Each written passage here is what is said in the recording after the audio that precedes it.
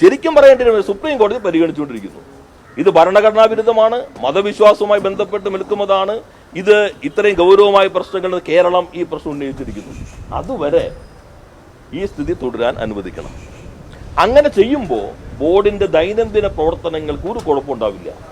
കാരണം 22ാമത്തെ വകുപ്പ് വളരെ റിലവൻ്റ് ആണ്.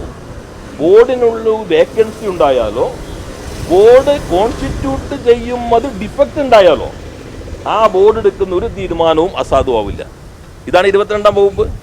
ആ വകുപ്പാണ് ഈ കേസ് ഇപ്പോൾ തുടങ്ങിയത്. നേരത്തെ ഈ വഖഫ് ആക്ട് പാസ്സായി കഴിഞ്ഞപ്പോൾ കേരള ഹൈക്കോടതിയിൽ കേസ് വന്നു. ഇവനനുസരിച്ച് ഉടൻ കോൺസ്റ്റിറ്റ്യൂട്ട് ചെയ്യണം. ആ കേസ് നിൽക്കുമ്പോഴേ ഞങ്ങൾ കോൺസ്റ്റിറ്റ്യൂട്ട് ചെയ്തേ. അന്ന് ഞാനിപ്പോൾ കടലാസിലേക്ക് ഇപ്പോൾ എടുക്കാൻ പറ്റിയിട്ടില്ല. ഞാൻ മനസ്സിലാക്കുമ്പോൾ അന്ന് നമ്മൾ പറഞ്ഞു ഈ കാര്യം ഞങ്ങൾ ഇതാ ഒഴിച്ചിട്ടിരിക്കുന്നത്. അപ്പോൾ കോടതി പറഞ്ഞു ഞങ്ങൾ അതിലേക്ക് പോകുന്നില്ല, ഞങ്ങൾ കോൺസ്റ്റിറ്റ്യൂട്ട് ചെയ്തല്ലോ, അതുകൊണ്ട് കേസ് ഡിസ്പോസ് ചെയ്തു. ഇതാ ഞങ്ങളുടെ പൊസിഷൻ. ഇതാ അവിടെ എടുത്തത്. ആ പൊസിഷൻ മാറി പൂർണ്ണമായിട്ടും BJPക്ക് വിധേയമായ വർഗീയവാദിയായി മാറിയ കേരളത്തിന്റെ മുഖ്യമന്ത്രി കോൺഗ്രസിനെ പോലും മറികടന്നുകൊണ്ട് ശരിയായ നിലപാട് സ്വീകരിക്കുന്ന പ്രതിപക്ഷ നേതാവിനെ ആക്ഷേപിക്കാൻ ശ്രമിക്കുമ്പോൾ കേരളം ഇത് കണ്ടുകൊണ്ടിരിക്കുകയല്ലേ? ഇത്രയും പ്രകടമായി ഇത് എങ്ങനെ പറയാൻ പറ്റുന്നു?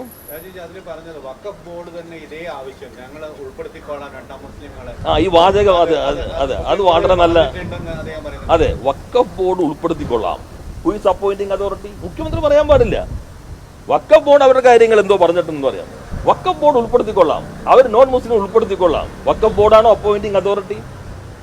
Appointing authority is the government. Waqf ബോർഡിനെ എങ്ങനെ ഉൾപ്പെടുത്താൻ പറ്റുമെന്ന് പറയും? വഖഫ് ബോർഡ് പറയും ഇത് ഗവൺമെന്റ് തീരുമാനിക്കണ്ടേ, ഗവൺമെന്റ് ഞങ്ങൾ കോൺസ്റ്റിറ്റ്യൂട്ട് ചെയ്തു, ഞങ്ങൾ അതനുസരിച്ച് പ്രവർത്തിച്ചുകൊണ്ടിരിക്കുന്നു, ഞങ്ങൾക്ക് ഒഴിവുണ്ടായി കഴിഞ്ഞാലും പ്രശ്നമില്ല, 14 അനുസരിച്ച് വേണോ വേണ്ടെന്ന് ഗവൺമെന്റ് തീരുമാനിച്ചോട്ടെ. അത് ഗവൺമെന്റിന്റെ ഉത്തരവാദിത്തം. അല്ലാണ്ട് അദ്ദേഹം പറയണം വഖഫ് ബോർഡ് പറയും ഞങ്ങളെ ചെയ്തോളാം. വഖഫ് ബോർഡിന് അങ്ങനെ പറയാനുള്ള അധികാരമുണ്ടോ? അദ്ദേഹമല്ലേ ഗവൺമെന്റിന്റെ തലവൻ, അവരല്ലേ അപ്പോയിന്റിംഗ് അതോറിറ്റി. അപ്പോൾ പൂർണ്ണമായിട്ടും BJPക്ക് വിധേയനായിരിക്കുന്ന ഒരാൾ, അതാണ് ഇന്നത്തെ ഈ പ്രതികരണത്തിനകത്ത് കാണും. ഇന്ന് വീണ്ടും പറഞ്ഞു ഹൈക്കോടതിയിൽ സ്പെസിഫിക് ആയിട്ട് തന്നെ പറഞ്ഞു നോൺ മുസ്ലിംസിന് ഉൾപ്പെടുത്താം, അത് നിങ്ങൾക്ക് വിട്ടിരിക്കുന്നു എന്നാണ് പറഞ്ഞിരിക്കുന്നത്. ഇനിയിപ്പോൾ BJP കാര്യാലയത്തിൽ ലിസ്റ്റ് കിട്ടുമ്പോൾ അത് പെട്ടെന്ന് ഉൾപ്പെടുത്താൻ കഴിയുമായിരിക്കും. ഇതല്ലേ ഇപ്പൊ നടന്നുകൊണ്ടിരിക്കുന്നത്? മുസ്ലിം ഉണ്ടല്ലോ, മുസ്ലിം ലീഗ് എതിരാണല്ലോ. പക്ഷേ സുപ്രീം കോടതിയിൽ ഇവിടെ അഫിഡാവിറ്റ് സബ്മിറ്റ് ചെയ്ത മുസ്ലിം ലീഗിന്റെ നോമിനി ആയിട്ടുള്ള വക്കീലാണ്. ആ special government attached to AAG additional advocate general Muslim ലീഗിന്റെ നോമിനിയാണ്. ഡൽഹിയിൽ അവിടെ ഡിസ്കസ് ചെയ്യാൻ പോയിരിക്കുന്നത് മുസ്ലിം ലീഗിന്റെ വക്കീലന്മാരാണ്. അവിടെ പോയിട്ട് മുസ്ലിം ലീഗ് നോമിനി അവരുടെ കൂടിയായ ആളുകളായിട്ടുള്ള ഗവൺമെന്റ് വക്കീലന്മാരാണ് അവിടെ പോയി ഡിസ്കസ് ചെയ്തിട്ടുള്ളത്. അപ്പോൾ മുസ്ലിം ലീഗ് കൂടി അറിഞ്ഞിട്ടാണ്. കാരണം മുസ്ലിം ലീഗിന് ഇപ്പോൾ അവർ പേര് മാറ്റിക്കുകയായിരിക്കും നല്ലത്. ഇത് സമുദായത്തിന്റെ താല്പര്യങ്ങൾക്ക് പകരം എന്തവർ കാണുന്നത്? ബോർഡ് പെട്ടെന്ന് റീകോൺസ്റ്റിറ്റ്യൂട്ട് ചെയ്യണം. എന്താ താല്പര്യം? അവരുടെ 2-3 പേര് വയ്ക്കണം. 2006 ഇപ്പോൾ VS വന്നില്ലേ കേരളത്തിൽ അധികാരത്തിൽ, LDF ഗവൺമെന്റ്. അപ്പോൾ ആ ഗവൺമെന്റ് വരുമ്പോൾ ഒരു ബോർഡുണ്ട്.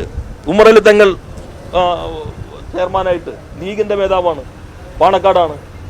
ഞങ്ങൾ തൊട്ടില്ലല്ലോ, എല്ലാ സഹകരണവും അറിയില്ലോ. 2008 കാലാവധി കഴിഞ്ഞ് പുതിയ ബോർഡ് വന്നു. 2016 പിണറായി മുഖ്യമന്ത്രി ആയല്ലോ, LDF വന്നു. അപ്പോൾ റഷീദ് അലി തങ്ങൾ, പാണക്കാട് റഷീദ് അലി തങ്ങൾ അധ്യക്ഷനായിട്ടുള്ള ബോർഡാണ്. ഞങ്ങൾ അനക്കിയില്ലല്ലോ. 19 വരെ നിന്നു, 3 വർഷം ആ ബോർഡ് നിന്നു.